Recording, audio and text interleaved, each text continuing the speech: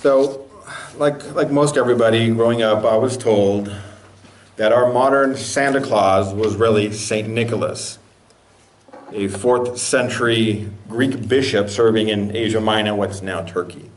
Right? That's the story we all heard.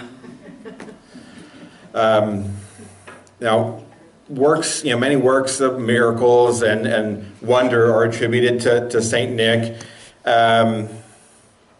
And it is said that he had a habit of giving gifts, and that was part of what he did. And based on that information, it actually seems quite plausible that our modern Santa Claus, or Sinterklaas in the Dutch, could be a derivation of Saint Nicholas, right? Saint Nicholas, Sinterklaas, it kind of sounds the same. And surely the idea of miracles and gift giving fit perfectly well. Well, here are a few images of Saint Nick.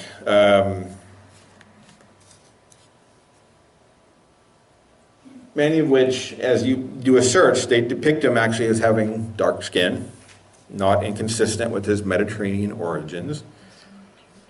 And so those today who hold that Santa Claus, who get upset that Santa Claus in a mall is a person of color, they have a little education. Saint Nick himself would have been, at least olive-skinned, right? If he was from Greece. And could have been any number of skin tones because, it's the Mediterranean, it was very diverse, and he could have had African origins as far as we know. We just don't know. So he could have any variation of skin tone. And frankly, the idea that, Santa is one thing or another, I think, that's kind of missing the point. Santa is an archetype. He's an idea. And ideas don't have skin color, or rather, maybe they have every skin color.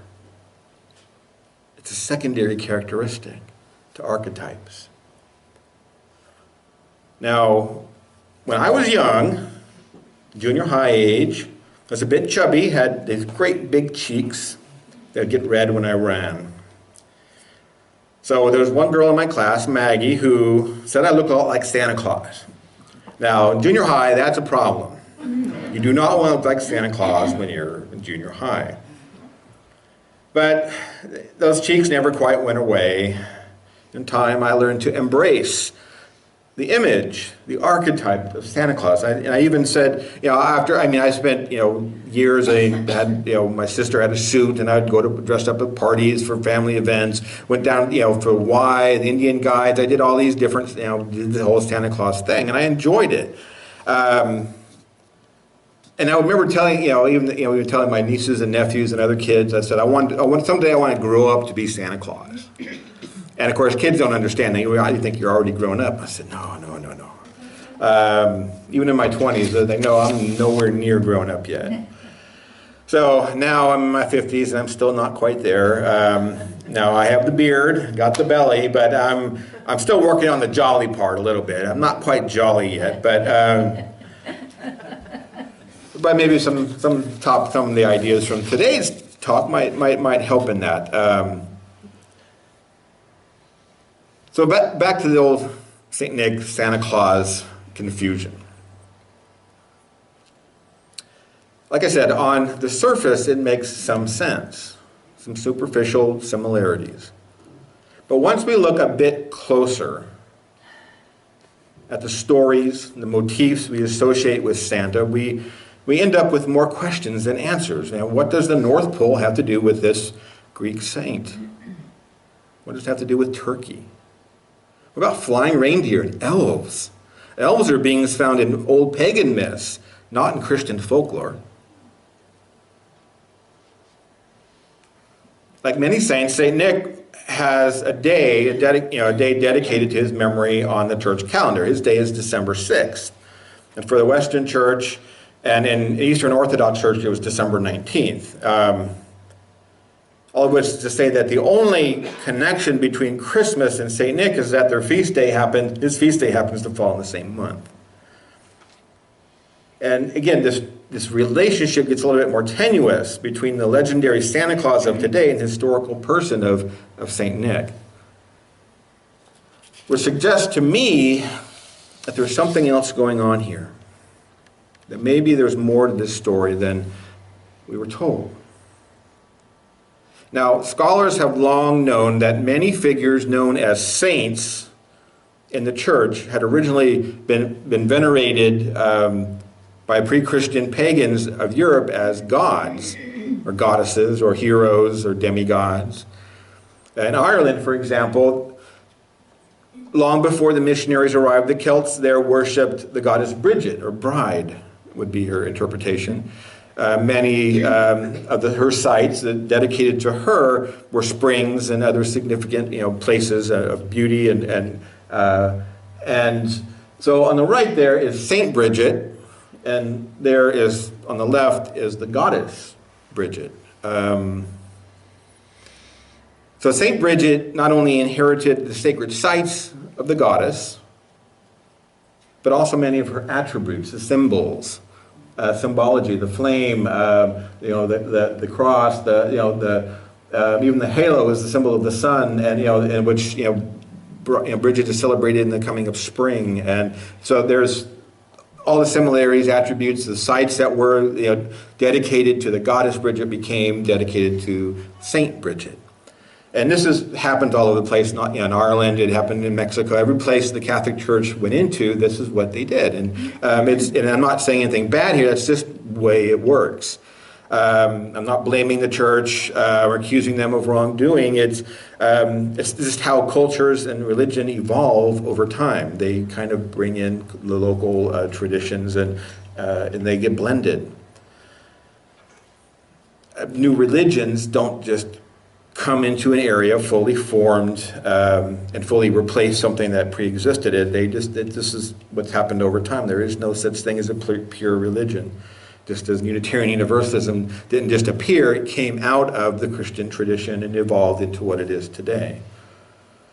And this is why Catholicism today looks very different in Ireland than it does in France, than it does in Spain or Italy or in Mexico. And it looks very different there than it does in the Philippines. It just looks very different, has a different feel, and different traditions, and different saints, and all that. So, religions and cultures adapt to the conditions on the ground. They evolve.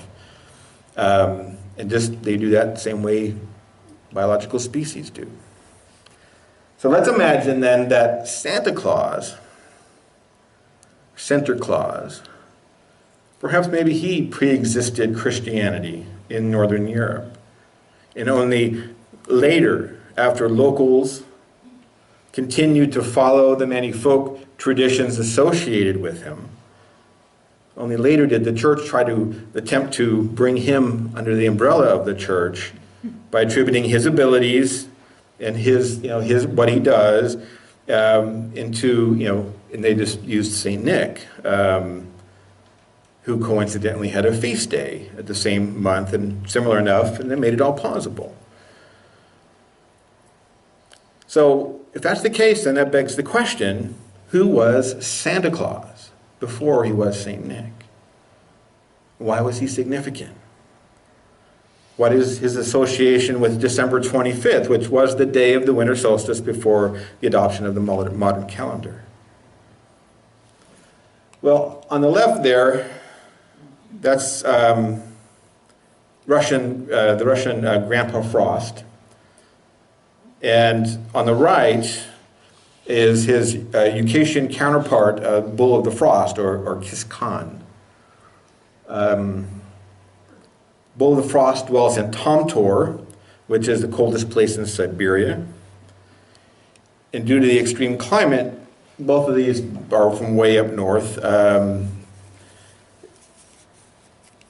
Because of the extreme climate there are no cattle. So when you hear the term Bull of the North, and you look at the character on the right, and you see those long tusks, these stories go back to times when humans were still hunting mammoth. The Bull of the North, scholars agree, refer to mammoth. And these are traditions that still carried on today in some parts of Siberia. They're older than modern religious traditions. They're older than civilization.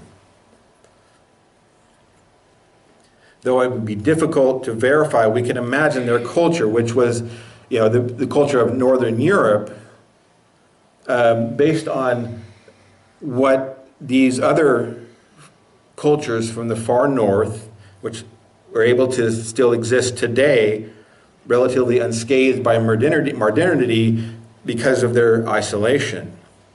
So we can imagine that maybe there were some similarities between the culture groups because of where they lived, and they might have been even related in other ways. And so maybe some of their traditions might speak to what people in Northern Europe may have practiced. So historically, we know that rural populations tended to adopt Christianity and Christian practices much slower than cities. And it's where our term pagan actually comes from, a Latin term for somebody who, a rural dweller. That was a pagan, somebody who just lived out in the country. And those pagans of Europe maintained the ancient folk traditions long after the seats of power converted to Christianity. So I believe that Santa Claus is just another variation of the Bull of the Frost, or Grandpa Frost. But let's look at, in order to understand that, let's look at what these characters are known for. What do they do and how do they do it? Now, the title shaman or shaman is a word from the Tungus-speaking people of Siberia. It's where the word that we use as shaman, where it comes from. And it connotes just a spiritual leader. And we're familiar with the word because anthropologists started using that name for any person who filled a similar role in tribal cultures. So we call people shaman, even though that word refers to a specific title in Siberia. Well, the Tungusic are indigenous people of Russia who live in the Arctic Circle, the North Pole, and they're reindeer herders. The role of the shaman was that of a healer, a storyteller, spiritual leader. They tended to be keen observers of the natural world and of human nature. And yes, it's true that many shamans use sleight of hand and other tricks to heal people, but it was because they knew something that we are only just rediscovering about the power of the mind, the power of stories to heal. That's why the role of healer and storyteller are combined, because healing has, storytelling has healing properties. And as part of the storytelling, shamans would often wear masks and costumes and take the role of a mythic being, a being like the Bull of the Frost or Grandpa Frost, as part of their storytelling. And it turns out that the people of the far north have certain rituals and traditions that coincide with the winter solstice that include certain mushrooms. The name of the mushroom is Acacia muscaria, which has psychotropic properties, causing visions and altered states.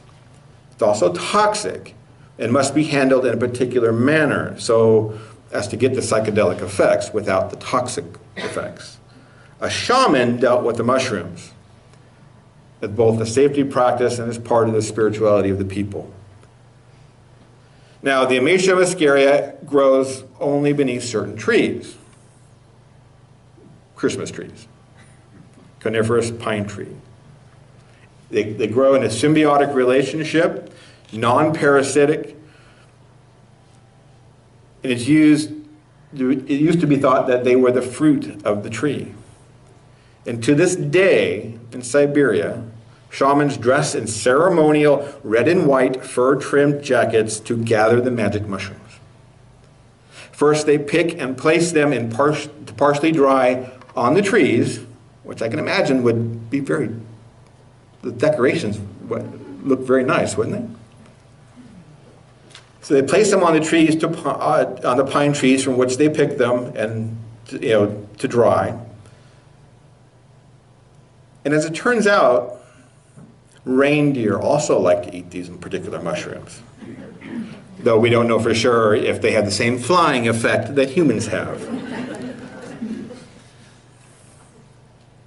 So by now you can see that these ancient traditions could easily have led to the folk tales of Santa Claus. And you can see why it would have been suppressed by the church.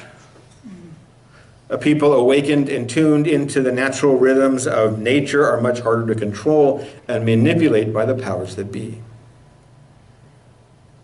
Now, Yule, that name Yule derives from the Old Norse name for the winter solstice.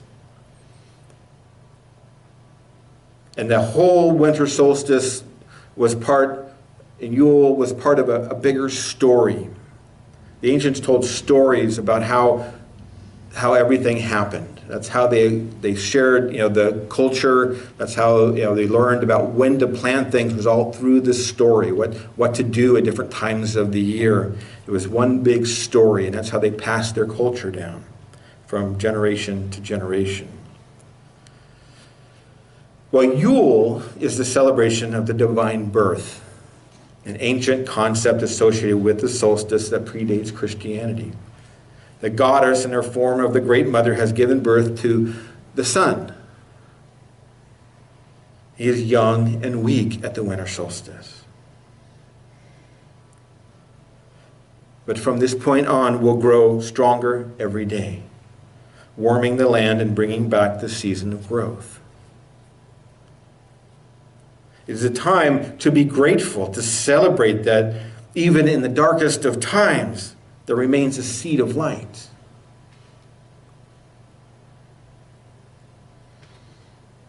The Wheel of the Year includes 8 celebrations consisting of all the solstice and equinox events, plus their cross-quarter days that all fall roughly halfway between those naturally occurring solstice and equinox events. 8 different holidays, Yule just being the winter solstice. And the coinciding story that goes along with this Wheel of the Year marks the different phases in the relationship of the Mother Earth and her son and consort, the sun. And it gives rise to the seasons, serves to teach each new generation the rules and practices of the culture, when to plant, when to harvest. And in many ways, this Wheel of the Year is the foundation of all storytelling. It clearly stands at the root of all myth and legend. And it's why the mythologist, Joseph Campbell, was able to find certain similarities all around the world. The pattern he called the hero journey, which parallels the Wheel of the Year and parallels the modern stories as well. You want to write a book, a screenplay, any story?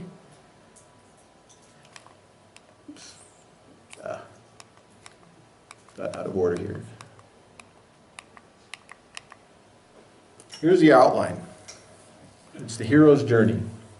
That's your outline for just about any story. When George Lucas first wrote Star Wars, that's exactly what he did.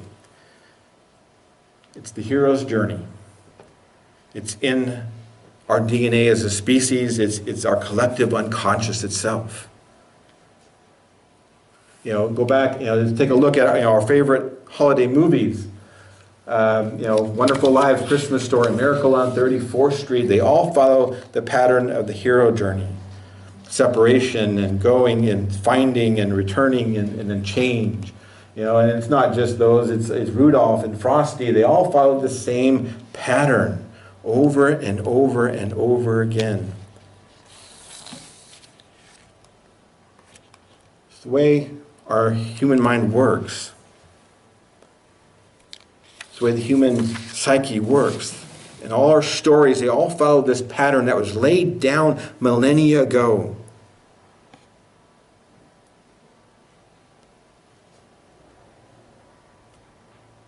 And it was shared around the Yule fire.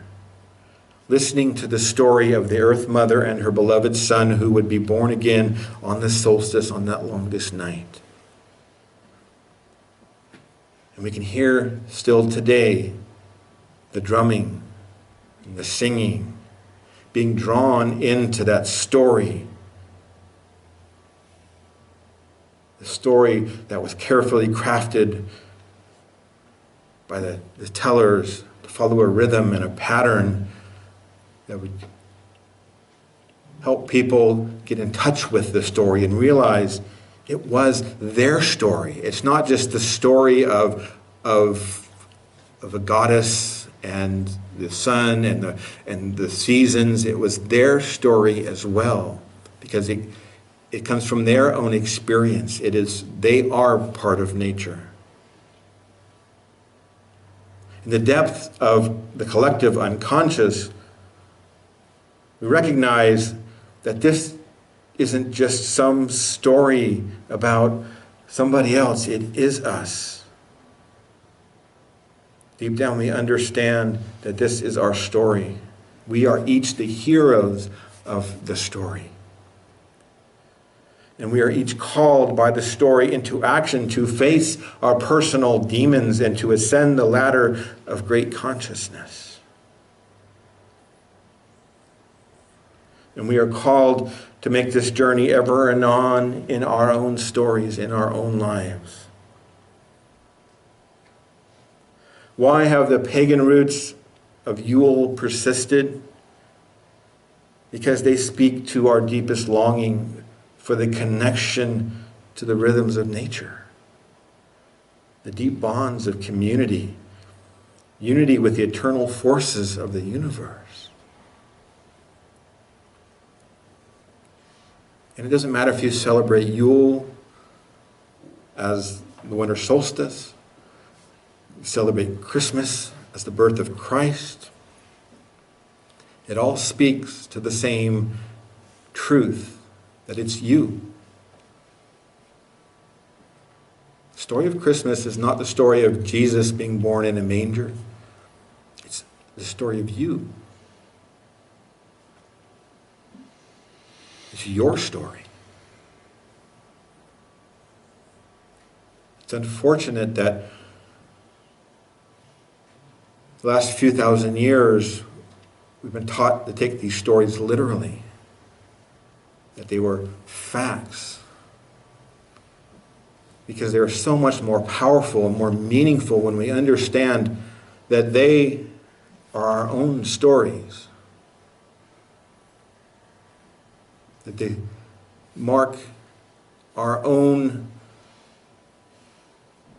birth into this world and our own potential in this world. Myth is the first form of psychology. It was helping us become one with our community and one with our natural world and see our place in it. And it spoke to that. One of the reasons I so enjoy Christmas is because it brings in these old reminders. We bring in the trees, we bring in the green, and we bring in the natural world, and we remember that connection.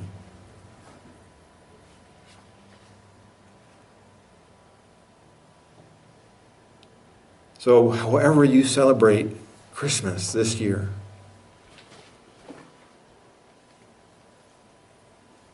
however you celebrate, remember it's a celebration of your birth and your connection